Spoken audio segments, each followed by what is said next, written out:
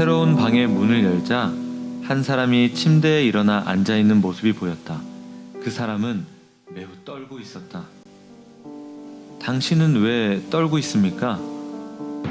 지난밤 꿈을 꾸었는데 하늘이 암흑으로 뒤덮이고 우레와 번개가 아주 무섭게 내리쳤어요.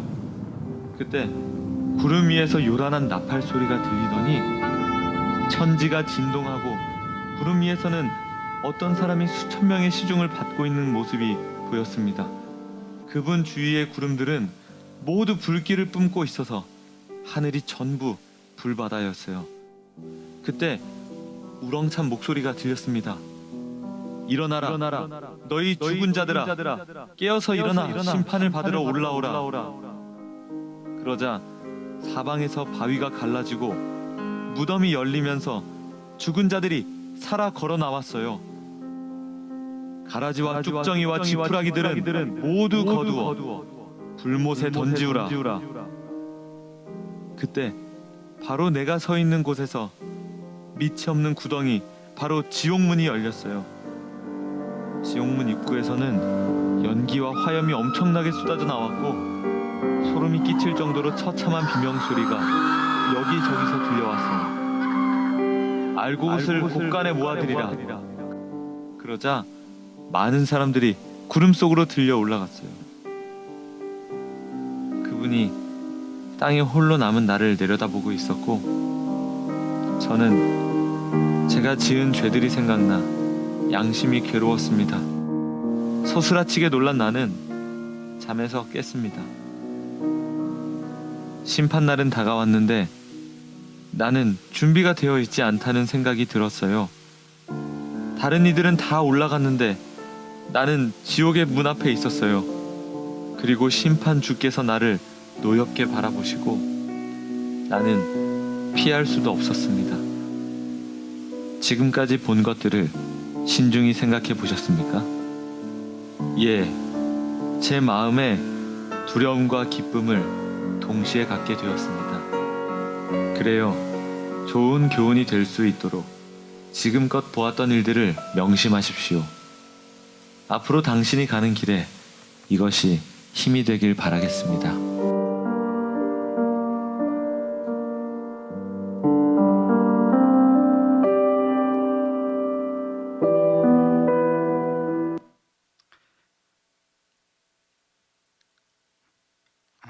행복이 무엇일까요? 행복. 여러분 이런 날 있었어요? 없었어요? 예? 있었어요. 행복했습니까?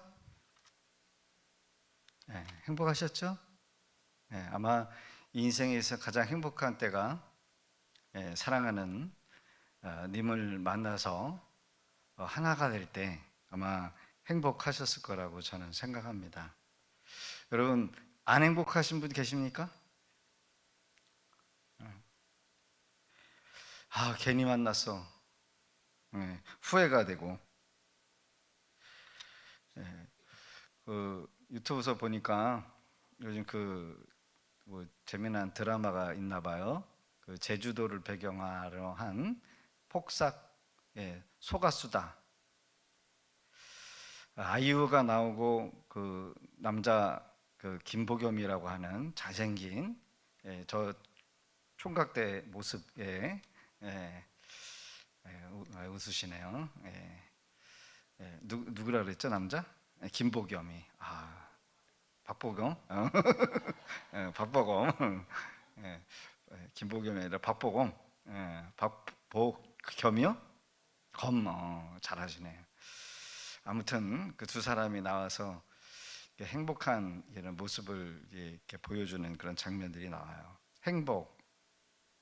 우리 자우 인사하겠습니다. 행복하십니까? 시작. 그러면 좀 얘기 좀 해주세요. 예, 행복하냐고. 안 행복해. 예, 행복해요. 그렇습니다. 좋은 남자, 좋은 여자를 만나서 행복하게 사는 것, 그렇죠? 행복이에요.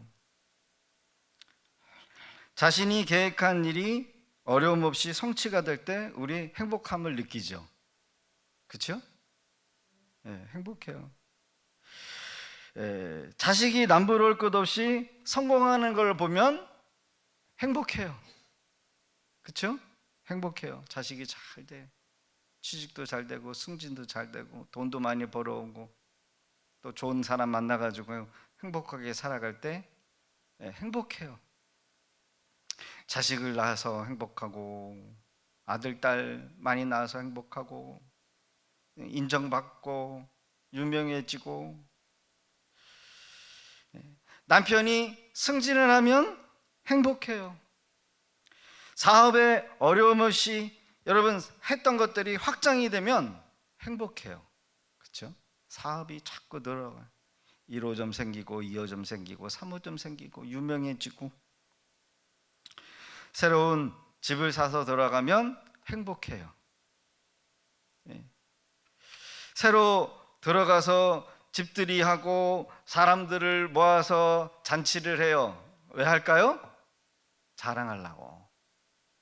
그럼 행복하죠? 안 행복한가 봐요? 다 기억나잖아요. 빨리 생각을 해보세요. 잘 나갈 때 행복하잖아요. 새 차를 뽑고 다니면서 의시되며 자랑할 때 행복해요. 저는 저희 교회 개척을 하고 제 차는 못 사도 그 껌둥이 그거 활부로 사가지고 다 갚을 때 행복하더라고요. 저는 못 먹어도 차값은 다 갚을 수 있어서도 행복하고 새 차를 사서 우리 성도들 데리고 왔다 갔다 하는 거. 그때 세계로마트에서 그 8단지 그때 그 누가 있었냐면 김정아 권사가 있었는데 맨날 거기에 태우고 왔다 갔다 하는 고기속 고기 1분 거리도 안 되는 그 거리를 태워가지고 왔다 갔다 하는 그거 기분 그거 말 못해요. 새 차 사가지고 자랑하는 거야. 솔토 왔다 갔다 하고 자랑하고 행복하죠. 뭔가가 일이 잘 풀려지면 행복해요. 남들은 들어가지 못하는 큰 대기업에 들어가면 행복해요. 자신은 가졌는데 남들이 갖지 못하는 걸 갖고 있으면 자랑할 때 행복해요. 그렇죠? 뭐 하는 거예요? 사진 찍는 거예요. 왜 찍어요? 자랑하려고. 나 여기 왔다? 찍어가지고 어디에 올려요?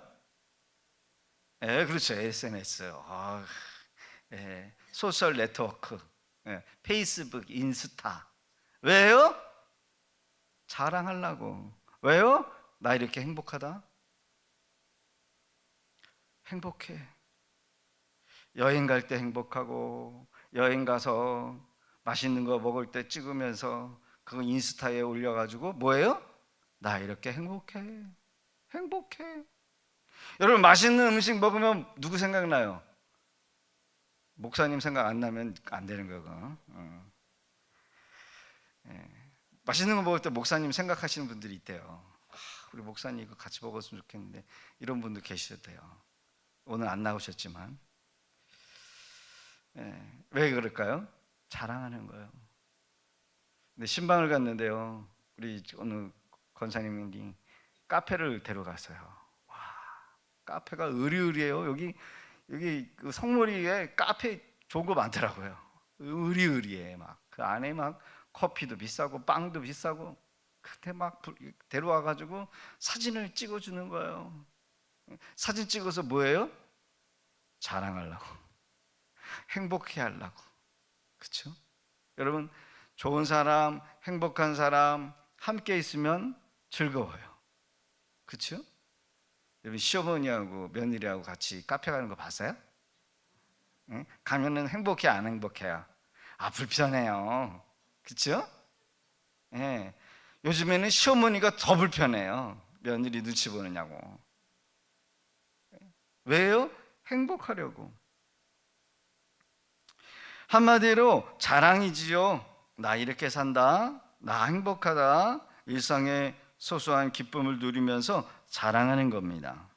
맛있는 음식이나 여행을 하면서 멋진 광경을 남겨놓고, 여러분 사진 찍지만 엄밀히 따지면 뭐 하는 거예요? 자랑하는 거예요. 나 이렇게 행복하다. 여러분, 사람이 언제 행복해요? 자랑할 때 행복하는 거예요. 자랑할 거리가 있을 때 행복한 거예요.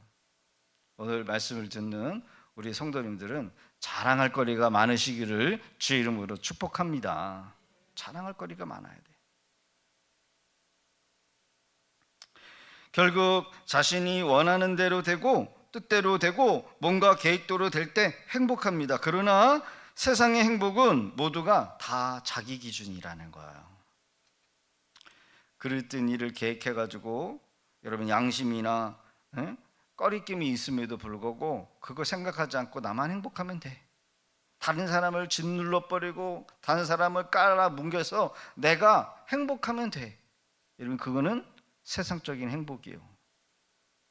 남을 모함하고 가슴 아프게 하면서 나만 행복하면 돼. 여러분, 그게 진정한 행복일까요?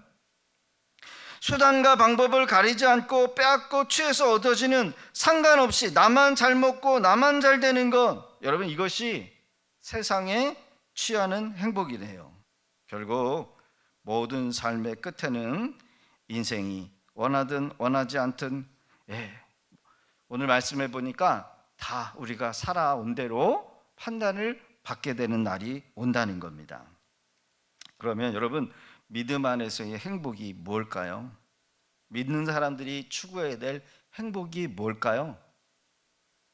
여러분, 우리가 세상에 여러분 잘 되고 형통하고 잘나고, 여러분 자랑하고, 잘 먹고 잘 누리고, 여러분 이것이 우리의 행복입니까? 여러분, 믿음 안에서의 행복은 결코 그렇지 않다는 거예요. 믿음 안에서의 행복은 여러분 죄를 짓지 않고 철저히 하나님의 말씀 안에 사는 것이라는 거예요. 이게 세상과 다른 믿음 안에서 사는 사람의 행복이어야 한다는 겁니다. 성도는, 구원받은 성도는 자기 마음대로 살 수가 없어요. 여기서 세상 사람들과의 분명한 차이가 있다는 겁니다.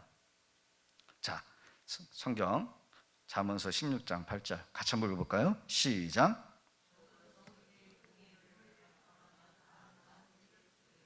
불의를 겸한 것보다 나으니라. 아멘. 여러분, 소득이 많은 게 좋아요, 적은 게 좋아요? 많은 게 좋죠. 그걸 뭘 말이라고 해요, 그렇죠? 많으면 많은 걸 더 많이 누리는데, 그런데 방법이 어쩌다라는 거예요. 방법이 공의를 겸해야 한다는 거예요.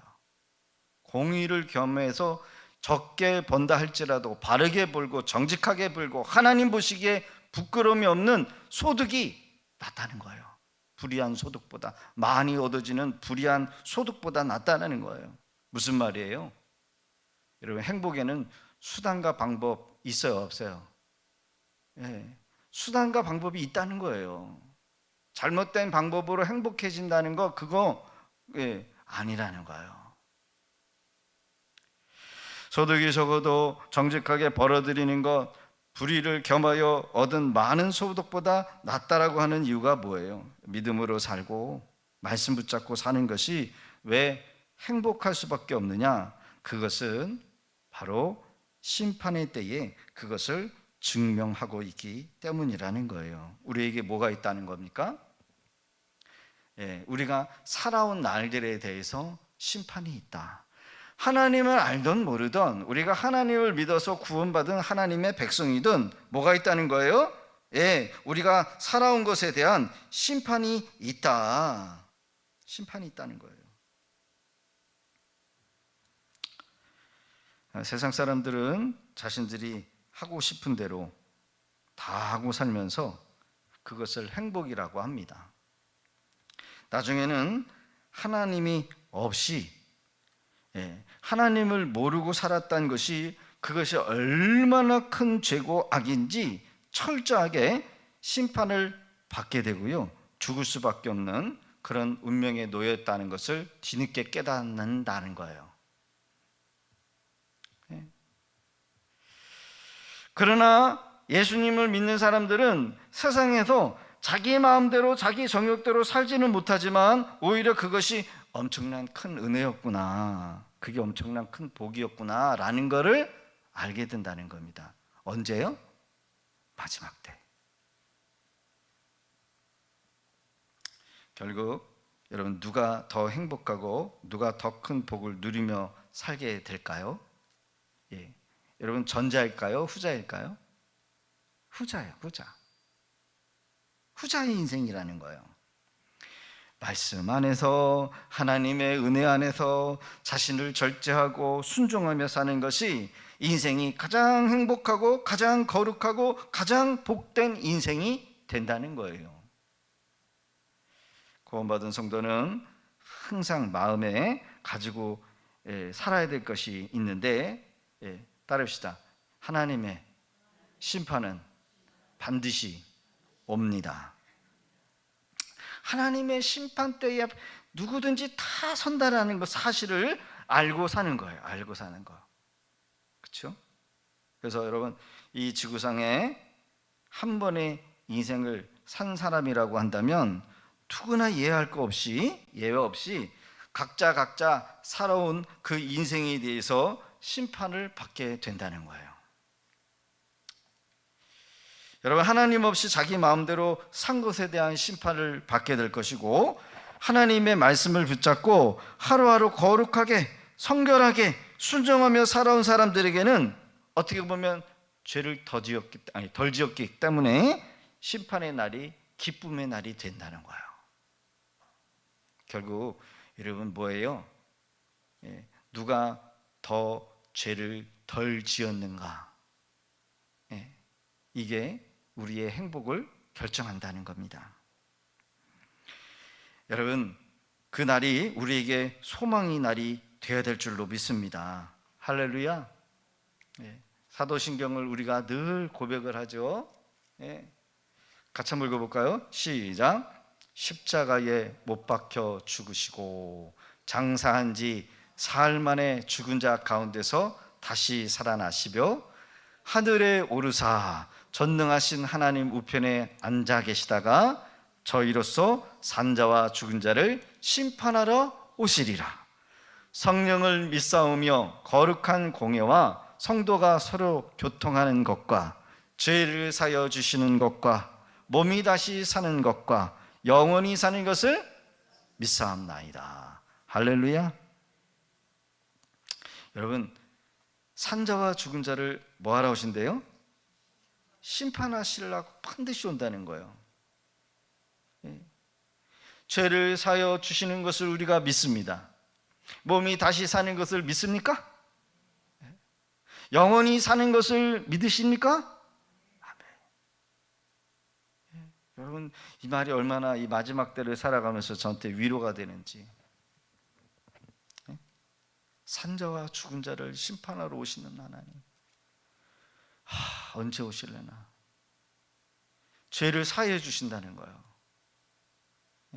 하루하루로 인생을 살면 살수록 우리가 죄를 알고 죄를 깨닫고 이 죄에서 자유로울 수 없는 우리가 삶을 살지만, 이 죄의 용서함을 받는 날이 온다는 거예요. 몸이 다시 산다는 거예요.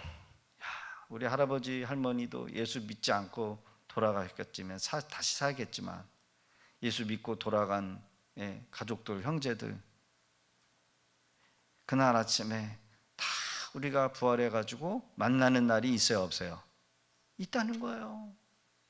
누구는 영원한 영생에 들어가지만 누구는 영원한 멸망으로 들어가는 날이 여러분 온다는 거예요. 믿겨지진 않는데, 그렇죠? 근데 그게 사실이라는 거예요. 두렵고 떨리는 마음으로 매일매일 거룩하게 살기를 힘쓰면서 마지막 심판의 날을 매일매일 거룩하게 준비하고 고대하는 성도님들의 삶이 되어지기를 주의 이름으로 축복합니다. 여러분, 우리가 이 땅에서 잘 먹고 잘 살고 이게 중요한 게 그것도 중요할 수도 있겠지만 더 중요한 건 뭐예요? 거룩하게 살아가는 거예요. 하나님의 말씀을 붙잡고 믿음으로 살려고 하는 그 삶이 결국 우리에게 진정한 복이 된다는 거예요. 행복이 된다는 거예요. 성도의 행복은 세상 사람들이 추구하는 행복과 달라질 수밖에 없어요. 맞지요? 네, 다시 말씀드립니다. 성도의 행복은 세상 사람들이 추구하는 행복과 여러분 같아요? 달라야 돼요? 달라져야 돼요. 세상 사람들은 이 세상이 전부이기 때문에 이 세상이 잘 먹고 잘 살아야 돼. 여기가 중요한 거지. 그래서 그런 말이 있잖아요. 뭐 저승보다 이승이 낫다고 뭐 이런 말이 있어요. 그렇죠? 정확하게 말하면 그러죠. 뭐 무슨 참외밭에서 뭐 굴른다는 둥 무슨 그래도 저승보다 이승이 낫다고 하는데 여러분 우리는 이 세상이 목적이 아니라 저희 영원한 내세 죄가 없는 곳 새로운 하나님의 나라 여러분 그것이 우리의 삶의 목적이 되는 거래요. 그러니 여러분 세상 사람들은 일시적이고 이 세상이 전부이지만 우리 믿음의 사람들에게는 이 세상이 다가 아니에요. 그들이 추구하는 행복과 우리가 추구하는 행복이 달라질 수밖에 없어요. 목적지가 달라질 수밖에 없어요. 자, 같이 한번 읽어봅니다. 시작. 주의 궁정에서의 한 날이 다른 곳에서의 첫날보다 나은즉 악인의 장막에 사는 것보다 내 하나님의 성전 문지기로 있는 것이 좋사오니. 할렐루야. 무슨 말입니까? 악인의 장막에서 여러분 호화호식하다가 악인과 함께 여러분 무너져 내려서 죽는 것보다 영원한 하나님의 궁정에서 뭐 한다고요? 문지기로 있는 게 낫다는 거예요. 다르잖아요. 가치추구가 다르잖아요. 가끔 그런 무슨 영화가 있든지 뭐 만화가 있는데 마귀가 와가지고 네 영혼을 나한테 팔으라고 하는 거야. 영혼을 팔면 내가 너한테 3가지 소원을 들어주마. 근데 그게 다 이 세상의 일시적인 거잖아요. 그렇죠? 잘 먹고 잘 살고 행복하고 부귀영화를 누리고. 그러나 여러분 마귀의 나라는 끝이 있어요. 한정되어 있어요. 마귀의 나라가 사라질 때 마귀의 자식들도 같이 멸망을 당하는 거예요. 그래서 여기서 1000년을 살든 2000년을 살든 마귀의 나라는 언젠간 망해요. 그러나 하나님의 나라는 영원이에요. 영원토록이에요. 믿으시지요? 하나님의 나라는 뭐다? 영원하다. 영원히 쇠하지 않고 멸망하지 않는. 한마디로 시편 84편의 말씀은 하나님을 의지하면서 사는 인생이 진짜 행복한 사람이라는 거예요. 하나님을 의지하면서 사는 인생이 진짜 행복한 사람이다. 진짜 성공한 사람이라는 거예요. 그러게 여러분 세상에서 하나님 없이 하나님을 떠난 행복이 진짜 행복이 아니라 말씀 안에 살기를 힘쓰며 세상과 구별된 행복한 삶, 그게 오늘 말씀을 듣는 저와 여러분들이 되어야 될 줄로 믿습니다. 할렐루야. 이 해석자의 집에 7번째 가르침은 마지막에 심판에 대한 묘사입니다. 웬 침상에 한 남자가 꿈을 꾸고 일어나서 두려워하고 있어요. 이 크리스찬은 이 해석자 통해서 이 장면을 반드시 봐야 한다라고 하면서 다시 한 비밀의 방을 열어주면서 그 잠자다가 일어나서 꿈을 꾼 사람의 이야기를 듣게 되었다라는 거예요. 세차장에 갇힌 한 남자의 모습을 본 이 크리스찬이 순례길을 떠나려고 했지만 해석자는 한 가지, 마지막 한 가지를 더 보여주기 위해서 방을 여는데, 그것이 바로 이 마지막 날의 심판 그리고 부활을 상징적으로 보여주고 있다는 거예요. 자, 나팔 소리와 함께 부활하면서 심판을 모든 인생이 나가게 될 것이다. 산자와 죽은 자가 동시에 갑작스럽게 부활하게 가지고 심판의 날에 임하게 될 것이다라는 것을 고린도전서 15장 51절 52절은 말하고 있다는 거죠. 같이 읽어봅니다. 시작. 보라, 내가 너희에게 비밀을 말하노니 우리가 다 잠잘 것이 아니요 마지막 날에 순식간에 호련히 다 변화되리니 나팔 소리가 나매 죽은 자들이 썩지 아니할 것으로 다시 살아나겠고 우리도 변화되리라. 할렐루야. 부활의 날이 온다고 하는데 나팔 소리가 나면서 음성이 들려오는 거예요. 산자도 있겠고 죽은 자도 있겠지만 여러분, 죽었던 몸이 여러분 예수님의 거룩한 몸이 되어서 순식간에 변화가 되는 거예요. 그래서 예수님을 부활의 첫 열매다, 첫 번째 열매다. 그러면은 예수님을 믿고 죽은 여러분 성도들은 두 번째, 세 번째, 네 번째 열매가 되는 거예요. 같이 읽어봅니다. 시작. 이를 놀랍게 여기지 마라. 무덤 속에 있는 자가 다 그의 음성을 들을 때가 오나니 선한 일을 행한 자는 생명의 부활로 악한 일을 행한 자는 심판의 부활로 나오리라. 부활이 있어요, 없어요? 다 부활한대요, 안 부활한대요? 부활한다는 거예요. 죄 짓고 죽은 사람도, 예수님 믿지 않고 죽은 사람도 부활해요. 그런 말이 있더라고요. 화장한 사람은 어떻게 됩니까? 여러분, 화장해서 여러분 죄가 남아요, 안 남아요? 남죠? 다 없어지지 않잖아요? 죄가 흩어질 뿐이지. 여러분, 화장했더라도 여러분 하나님은 다시 몸을 뭐예요? 새롭게 만드시는 분이라는 거예요.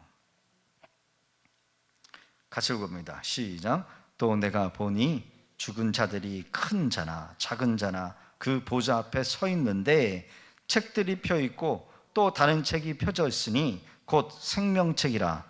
죽은 자들이 자기의 행위를 따라 책들에 기록된 대로 심판을 받으리니. 심판.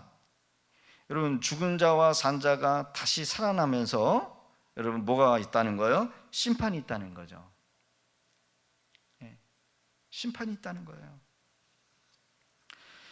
그리스도의 공의로운 재판이 진행된 후에 우리 주님이 가라지와 쭉정이를 불에 던져 살으라고 하는 명령이 떨어지고 알곡은 모아 두라라고 하는 명령이 떨어져요. 마지막 심판 때에 모든 것들이 다 드러나게 된다는 거야. 다 드러난다. 알곡과 쭉정이 완전히 분리되는 그런 장면이 펼쳐지게 되는 거예요. 예수님이 오른쪽에는 양, 왼쪽에는 염소로 나누듯이 심판이 있고 판단하는 날이 온다는 거예요. 마지막 때 경건한 자, 그 믿음으로 진실하게 살아온 자들에게는 증거가 드러나는 거예요. 여러분, 본인 스스로도 예수님을 만나기를 위해서 대단히 기뻐하는 그런 성도들이 있는가 하면 오히려 예수님의 오심으로 인해서 야, 이거 진짜네, 야, 이거 진짜였네 라고 하면서 숨는 사람들이 나오는 거예요. 여러분, 기뻐하는 자들을 통해서 주님이 영광을 받으신다라고 분명하게 말씀하고 있다라는 겁니다. 한번 같이 볼까요? 데살로니가후서 1장 10절 시작. 그날에 그가 강림하사 그의 성도들에게 영광을 받으시고 모든 믿는 자들에게서 놀랍게 여김을 얻으시니 이는 우리의 증거가 너희에게 믿어졌음이라. 할렐루야. 주님이 갑작스럽게 이 땅에 임할 때에 여러분 주님의 오실 날을 고대하고 기대했던 사람들에게는 여러분 그 사람들이 뭐예요? 주님의 영광이요. 영광이요.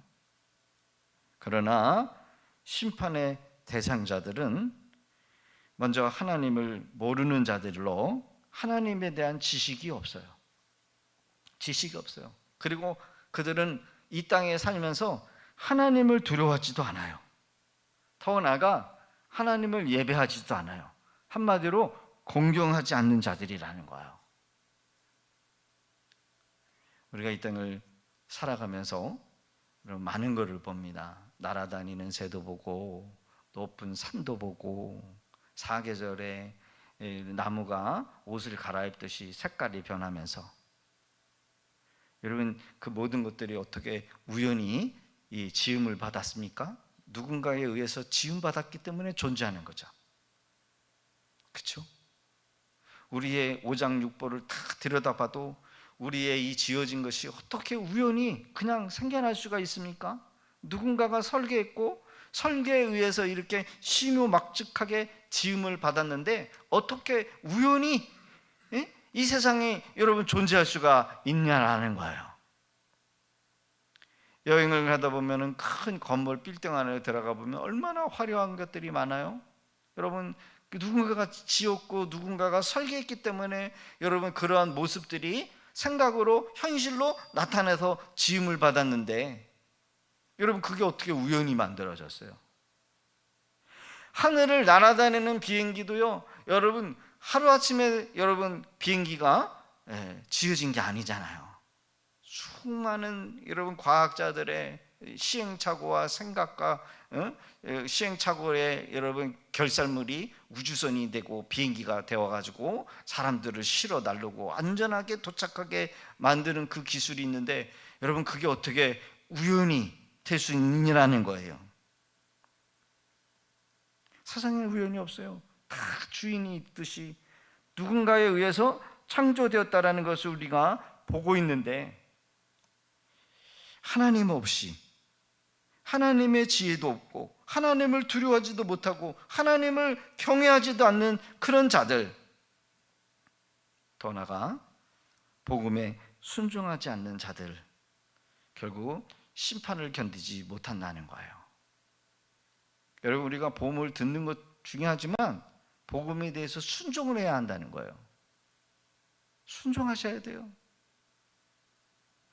복음을 듣지만 순종하지 않는 자들까지 여러분 자신이 죄인이라는 사실을 인정하지도 않고 죄 용서함을 얻기 위해서 주님 앞에 나오지 않는 자들은 반드시 하나님이 심판하신다라고 분명하게 말씀하고 계시다라는 겁니다. 같이 한번 읽어봅니다. 시작.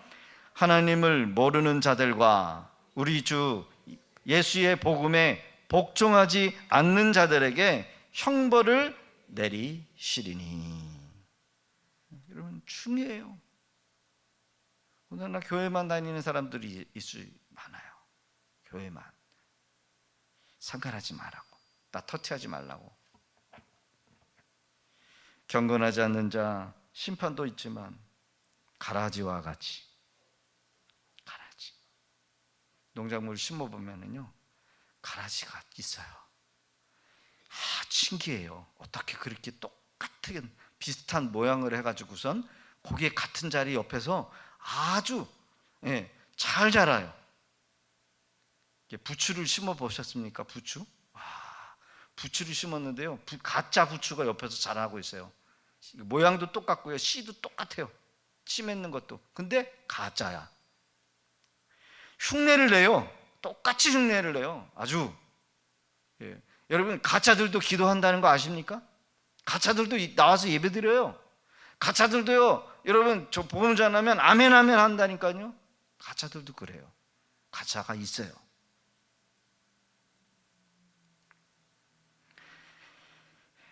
가라지와 같이 믿음이 없으면서 교회 안에 믿음 있는 척하고 여러 가지 종교적인 모습 모양을 똑같이 흉내낸다는 거예요. 근데요, 뭐가 없어요? 열매가 없어요. 열매가 없어요.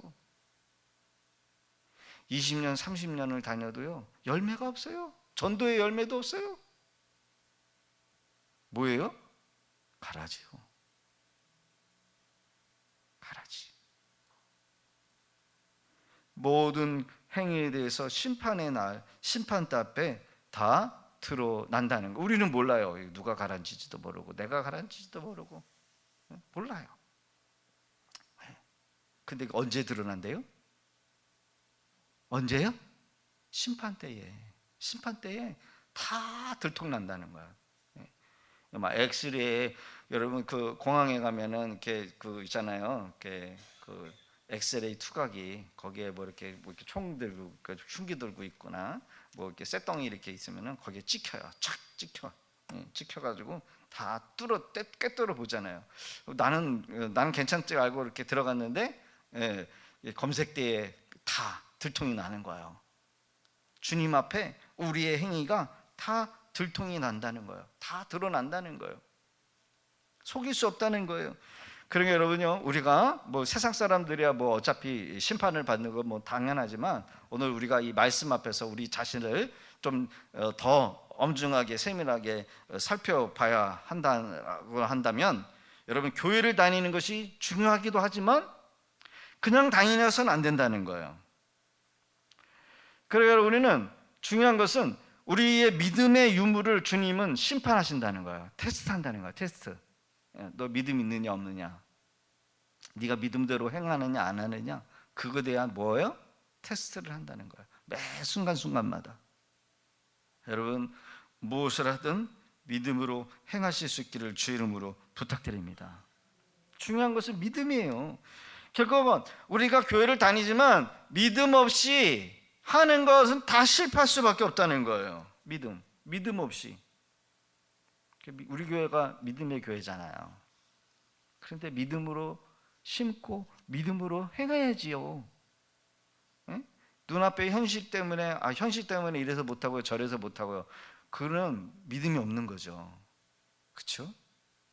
누가 그러더라고요. 목사님 믿음으로 저지르세요, 사모님 믿음으로 저절로 나가세요. 그러면 하나님이 일하실 거예요. 여러분 그게 맞는 거죠? 맞죠? 아닌가요? 계산기 두들겨 가지고 플러스 돼야 우리가 일을 하고, 마이너스가 되면은 일하지 말고, 주님이 말씀하시면 없다라도 하는 거예요. 그게 믿음이 있죠. 요단강에 제사장들이 법궤를 메고 들어갈 때 여러분 요단강이 물이 끊어졌어요. 그게 믿음이죠. 눈앞에는 지금 요단강물에 물이 흘러요. 그렇죠? 진짜 믿음이라고 한다면 여러분 요단강물이 흘러내리고 있음에도 불구하고 끊어질 것을 생각하고 들어가는 거예요. 이게 믿음이죠. 그러나 믿음이 없으면 요단강이 끊어져야 내가 들어간다 하는 거야. 요단강이 끊어져야 우리가 들어갈 수가 있지, 지금 들어갔다간 죽어 임마, 이렇게 되는 거예요. 여러분 믿음으로 여러분 행하실 수 있기를 바랍니다. 주님이 원하시는 것은 믿음으로 살고 믿음으로 일하시기를 원해요. 결국 믿음은 나를 버려야 돼요. 나를 버려야 돼. 눈앞에 보이는 상황과 현실 때문에 여러분 두려웠지만 나를 버리고 주님의 말씀을 붙들고 주님의 능력을 붙들면서 사는 거, 이게 믿음으로 사는 거예요. 이게 진짜 믿음의 사람이요. 뭐 알잖아요. 우리 창세기 12장에 아브라함 75세 할아버지 때 불러가지고 아들이 없는데 하나님이 20년 넘게 자식을 준다고 해놓고서는 질질 끌어, 응? 안 주잖아요. 줄 것 같은데 안 주고, 이제는 사라가 이제 생리가 끊어지고 단산했는데, 응? 우리 김인자 권사님 같은 분한테 임신해서 아기를 낳을 거라고 하는 거야. 얼마나 흉해요, 그렇죠? 이제 할머니가 뭐 언제 또 아기를 낳아가지고 기를까? 오히려 주면 근심 걱정이야, 그렇죠? 그런데도 끝까지 안 주셨다가 아브라함의 나이 99세 때 주신다고 해놓고 100세의 아들을 줬어요. 줬어요, 안 주셨어요? 근데 그 과정이 믿음으로 살아가기를 원하시는 거야. 믿음으로. 너 나를 끝까지 믿냐? 끝까지 나를 신뢰할 수 있느냐? 그 최초의 테스트의 결정이 뭐예요? 주었고 너 그 아들 모리아 산에 가서 바쳐라. 근데 여러분, 아브라함이 2박 3일 되는 그 거리를 이삭을 끌고 데려가서 여러분 진짜 죽이려고 했어요. 진짜. 왜? 100세에 불가능한 이 아들을 주셨음에도 불구하고 내가 이 아들을 죽여서 하나님 앞에 드리면 다시 살릴 것을 믿었던 거예요. 여러분, 그 자식보다 누구를 더 신뢰하고 있어요? 누구를 신뢰하고 있어요? 누구를 신뢰해요? 하나님. 이 자식을 죽여도 하나님이 다시 살릴 것을 믿는 그 믿음 때문에 아브라함을 결박을 해가지고 여러분 과감하게 뒤도 안 돌아보고 그냥 번제물로 드리는 그런 행동, 액션을 취했다는 거예요. 여러분, 이게 믿음이에요. 믿음으로 살아가야 될 줄로 믿습니다. 그리스도의 심판 때에 주님의 음성을 듣고 나오는 자들은 기뻐하는 자들이 돼요. 경건한 자들이래요. 믿음의 열매가 있는 자들이래요. 심판으로 나오라고 하는 음성을 듣지만 두려워 떨면서 오늘 보니까 산 밑으로 숨어버리는 자들이 있다는 거예요. 이들은 심판의 대상자들이 된다는 겁니다. 그러나 문제는 이 심판에 대한 꿈을 꾼 사람이 자신의 몸을 지금 뭐예요? 숨기려고 했다는 거죠. 그리스도께서 자신을 내려다보고 있을 때 이제 그는 안 거예요. 자신이 얼마나 큰 죄를 지은, 죄가 많은 사람이었는지를 깨닫게 되면서 그 죄 지은 것 때문에, 그 상황 때문에 이제는 피할 수도 없고 여러분 하나님의 심판을 받고 멸망받을 거라는 사실을 알고 두려워하고 있다는 겁니다. 우리가 이 땅에 자주 교회에 나와서 예배를 드리고 기도를 드리고 더 적극적으로 주님 앞에 나와야 될 이유가 뭘까요? 그것은 여러분 매일매일 주예전에 나오는 사람과 여러분 한 달에 한 번 나오든지 크리스마스 한 번 나오든지 아니면 일주일에, 제가 그렇다고 정죄하는 건 아닙니다. 여러분 나오는 사람과 거룩함이 같을 수 있어요? 달라요? 네? 같아요? 달라요? 달라요. 쉽게 바꿔서 말하면 매일 목욕하는 사람하고 명절 때 한 번 목욕하는 사람하고 여러분 깨끗함 정도가 똑같아요? 달라요. 이게 영적인 의미에서 말하는 겁니다. 영적인 의미에서 매일매일 하나님의 전에 나와서 기도하고 말씀으로 여러분 거룩해지는 사람과 그냥 일상생활에서 삶 속에서 막 이것도 하고 저것도 하고 열심히 일하다가 일주일에 한 번 나와서 하나님의 말씀을 듣는 사람과의 거룩함 정도는 다를 수밖에 없어요. 사실 저도 이렇게 말씀하기 싫은데 주일만 나오는 성도들이 있잖아요. 그렇죠? 어쩔 수 없어요. 그렇죠? 그러다가 제가 그분들 정죄하는 게 아니에요. 언젠가 그들도 반드시 변화될 거라고 저는 믿어요. 우리가 정죄하면 안 돼요. 바로 여러분 우리가 주 앞에 깨끗해지려고 하는 이유는 뭐냐? 바로 우리 모두가 이 세상의 마지막 끝에 있을 심판 때문이라는 거예요. 심판 때. 결국은 우리가 이 땅에 살아가면서 잘 살았느냐 못 살았느냐 세상에서 어떤 명예를 뛰쳤느냐 그게 중요한 게 아니라 하나님 앞에 얼마나 우리가 거룩하게 순도 있게 믿음으로 살려고 애를 썼느냐 이게 하나님 앞에 판결이 된다는 거예요. 우리의 행복에 영원한 행복에 뭐가 된다는 거예요? 기준이 된다는 거예요. 기준이 된다.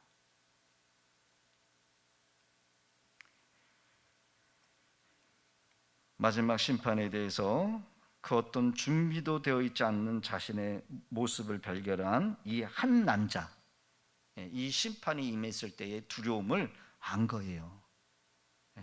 준비 없이 그냥 자기 뜻대로 자기가 주인이 되어서 이게 행복인 줄 알고 열심히 세상에서 일을 하고 행복하게 열심히 자신 나름대로 살아왔는데 하나님의 그 심판의 날이 임하니까 이게 내가 잘못 살았구나, 그때 깨닫고 이제 후회해도 소용이 없다라는 거죠. 자신이 얼마나 깨어서 거룩해져 있지 못한 자신의 모습을 발견하고 주님 앞에 두려움으로 반응하고 있는 모습이 오늘 이 철로 역장에서 7번째 이 해석자가 보여주는 이 골방의 침상에 있는 이 남자의 모습이라는 거예요. 한마디로 뭐예요? 너 크리스찬, 네가 철로 순례의 길을 걸어가고 있지만 반드시 심판은 있다. 반드시 성도들에게 심판이 있고 그 심판의 경고를 항상 주의해서 깨어서 이 순례의 길을 걸어가라는 거예요. 여러분, 우리는 언제든지 주님을 맞을 준비가 되어 있어야 될 줄로 믿습니다. 주님 오실 날을 왜 이제 벌써 오셨어요? 그러면서 후회하는 사람이 생기고 왜 주님 빨리 좀 오시지요? 그러면서 주님의 오실 날을 기뻐하면서 맞이하는 사람이 반드시 생긴다는 거예요. 우리 각자는 여러분 하나님의 심판대 앞에 섭니다. 같이 한번 봅니다. 시작. 그러므로 형제들아 더욱 힘써 너희 부르심과 택하심을 굳게 하라. 너희가 이것을 행한즉 언제든지 실족하지 아니하리라. 이와 같이 하면 우리 주 곧 구주 예수 그리스도의 영원한 나라에 들어감을 넉넉히 너희에게 주시리라. 할렐루야. 너희 부르심과 택하심이래. 택하심. 하나님이 우리를 부르셨어요. 먼저 부르셨어요.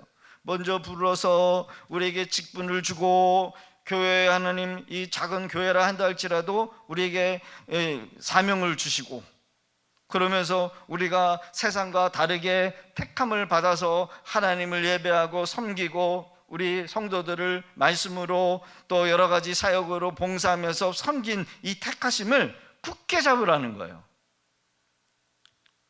세상 뭐 다른 거 없어요. 더 우리가 주님을 위해서 할 수 있는 게 없어요. 예배 잘 드리면 돼요. 예배 잘 드리면 돼. 우리가 할 수 있는 게 뭐예요? 예배 잘 드리고 매 순간순간마다 깨어 있어서 성령님께서 우리를 쓰시려고 할 때 그때 여러분 주님의 말씀에 순종하는 거예요. 그냥 다른 게 있을 수가 없어요. 다른 거 우리를 뭐 크게 뭐 선교사로 뭐 부르실 것도 아니고, 그러면 뭐 빌 게이츠처럼, 아니면 빌 게이츠가 아니라 빌리 그레함 목사님처럼 수십만 명의 사람들을 모아놓고 설교하라고 시킬 것도 아니고, 우리는 하루하루를 최선을 다하면서 주님 높이면서 우리 복음을 전하고 때를 얻든지 못 얻든지 우리 주변에 있는 사람들에게 은혜를 끼치면서 한 영혼이라도 더 구원해가지고 천국 백성이 되게 하는 거, 여러분 이것에 우리가 집중하면 되는 거예요. 할렐루야. 다른 거 없어요. 뭐 아브라함처럼 뭐 자식을 준다고 해놓고서는 믿음을 테스트하시거나 이런 하시는 하나님이 아니시다라는 거예요. 우리가 이 땅에 자주 교회에 나와서 예배드리고 기도하고 더욱더 적극적으로 주님 앞에 나오라고 하는 이유가 뭐냐? 여러분 매일 주의 전에 나오면서 거룩해짐으로 여러분 우리가 하나님만을 굳게 섬기는 일에 최선을 다해야 한다는 겁니다. 이 심판에 대한 이야기를 들은 이 크리스찬은 마음에는 두 가지 두려움이 생겨요. 첫 번째는 소망이고 두 번째로는 두려움으로 반응하고 있다는 거예요. 두려움. 천국에 대한 소망, 두려움. 어떻게 보면은 모순되는 영적인 감정이지만 오늘을 살아가고 있는 우리 성도들에게도 동일하게 이 두 가지의 마음을 가지고 있어야 돼요. 소망, 내세에 대한 소망, 주님의 오실 날을 여러분 기대하는 그 소망을 가지고 있고, 두 번째로는 두려움을 가지라는 거예요. 두려움. 우리가 가라지가 될 수 있다라고 하는 두려움. 종교적인 모습을 가지고 있지만 열매가 없이 그냥 교회만 왔다 갔다 하면서 아무것도 아닌 쭉정이와 같은 그런 빈 껍데기에 여러분 그런 결과로서 하나님 앞에 서서는 안 된다는 거예요. 소망은 우리에게 게으르지 말고 너희들의 믿음과 오래 참음으로 하나님께서 너희에게 향한 그 약속을 기대하라는 거예요. 하나님이 주실 그 상급을 위해서 참고 버티고 인내하고 견뎌라. 자, 같이 읽어봅니다. 마지막 9절 시작. 게으르지 아니하고 믿음과 오래 참음으로 말미암아 약속들의 기업으로 받는 자들을 본받는 자가 되게 하려는 것이라. 할렐루야. 게으르지 아니하고 믿음과 오래 참음으로 약속의 기업들을 받는 자들의 본받는 자가 되라. 우리의 어머니가 신앙을 지키기 위해서 맨날 핍박하는 남편, 아버지 그 핍박에 견뎌서 결국은 자녀를 주의 종들로 만들고 선교사를 만들어서 그 가문이, 그 가정이 든든하게 세워져서 정말 선한 역사를 미치는 그 후손들이 나왔다라는 이 사실에 그 후손들이 그 어머니의 그 아버지의 그 믿음을 따라 신앙을 따라 살고자 하는 그것이 신앙의 유산이 돼서 자자손손 대대로 여러분 예수를 믿어가지고 여러분 많은 선한 영향력을 미치는 그런 이 자녀들이 나온다라고 한다면 여러분 그것은 복이요. 그렇죠? 복이에요. 하나님의 영광이 되는 거예요.